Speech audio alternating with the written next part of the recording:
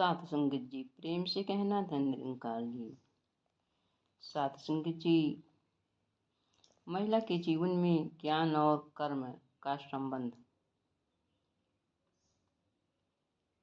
सात संगत जी, विचार किया जाए तो महिला अर्थात स्त्री होना एक चुनौतीपूर्ण है। महिला का नाम लेते हुए घर की तमाम जिम्मेदारियों से बोझिल एक मूर्ति सामने खड़ी हो जाती है।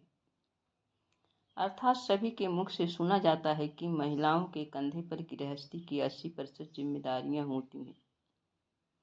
अब हम खुद ही सोच लें कि महिला होना चुनौतीपूर्ण है कि नहीं।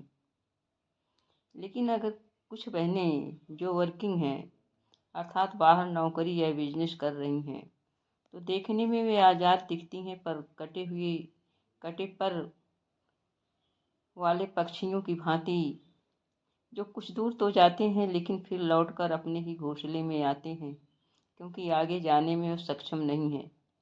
उसी प्रकार बहनें सीमित और निश्चित समय के लिए बाहर तो निकलती हैं और फिर घर आकर दोहरी जिम्मेदारियों को पूरा करती हैं। दिन भर का काम सुबह शाम 2-2 घंटे में पूरा करना पड़ता है, जो कि किसी चुनौती से कम नहीं होता है। और जो बहनें हाउसवाइफ हैं वे दिन भर घर में ही रहकर कोल्हू के बैल की भांति चलती रहती हैं। ऊपर से सुनती हैं दिन भर घर में रहती हो, क्या करती हो, जबकि दिन भर घर में सास ससुर आने जाने वाले मेहमानों आदि की खातिरदारी में उन्हें किचन से ही फुर्सत नहीं मिलती है। थोड़ा समय पाने पर वो पूजा पाठ के लिए भी दौड़ पड़ती हैं। लेकिन सत्संग जी, सदगुरु की असीम कृपा हुई कि हमें ब्रह्म ज्ञान देकर अपने चरणों से जोड़ लिया, हमारी सोच और हमारे नज़रिए को बदल दिया। हम सारी जिम्मेदारियों को सेवा समझकर करते हैं। सदगुरु ने हमारी झोली में इस योग के समझकर इतनी बड़ी बड़ी सेवाएं डाली हैं। दातार कृपा करना कि ये सेवाएं हम पूरा कर पाएं। इस ध्यान से किया गया कार्य पूजा और भक्ति बन जाता है। घर में पति बच्चे अगर किसी तरह के उलझन में होते हैं तो ये ज्ञान लेने वाली बहनें ज्ञान का ध्यान करके उन्हें समझाती हैं कि सब ठीक होगा, दातार सब अच्छा करते हैं, सदगुरु की रजा में रहिए, जो हो रहा है वह भी अच्छा है और जो नहीं हो रहा वह भी अच्छा है।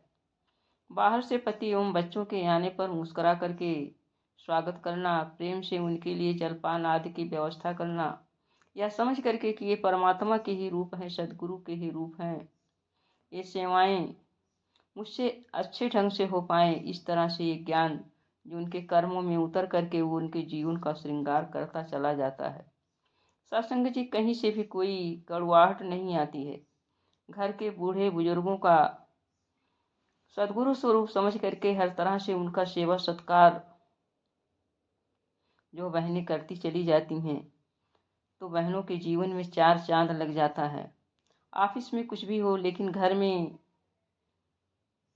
अपने को सेवादार ही समझ करके सेवा करती हैं। ये नहीं सोचती हैं कि हम ऑफिस में एक अधिकारी हैं, अधिकारी जहाँ हैं वहाँ हैं, लेकिन घर में अपने बच्चों और पति तथा सास ससुर के सामने एक सेवादार ही रहती हैं।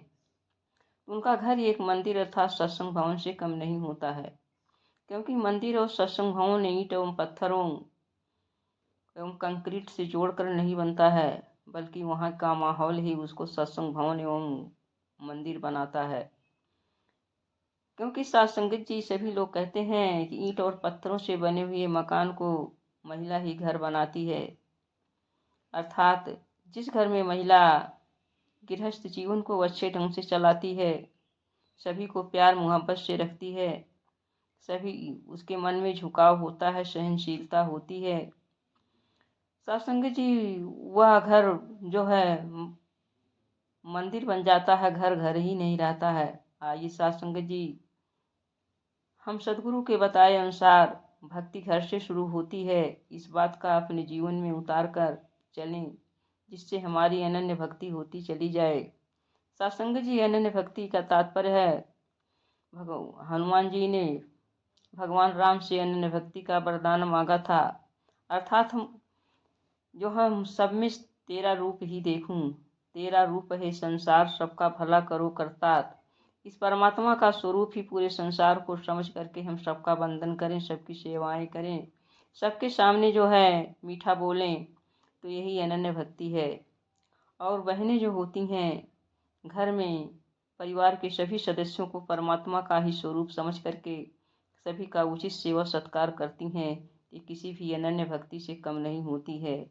आइए साथ संगत जी सतगुरु माता जी से अरदास करें कि हे सतगुरु माँ, हम बहनों को जो है बल बख्शिए, हमारे अंदर सहनशीलता दीजिए, प्रेम का सागर भर दीजिए, धैर्य दीजिए, क्रोध को दूर कर दीजिए, अर्थात सारे मानवीय गुणों की हम खान हो जाएं, जिससे हमारे घर गृहस्थी सुंदर ढंग से चल पाए और हम आपकी भक्ति भी करते चले जाएं। प्रेम से कहना धन निरंकार जी।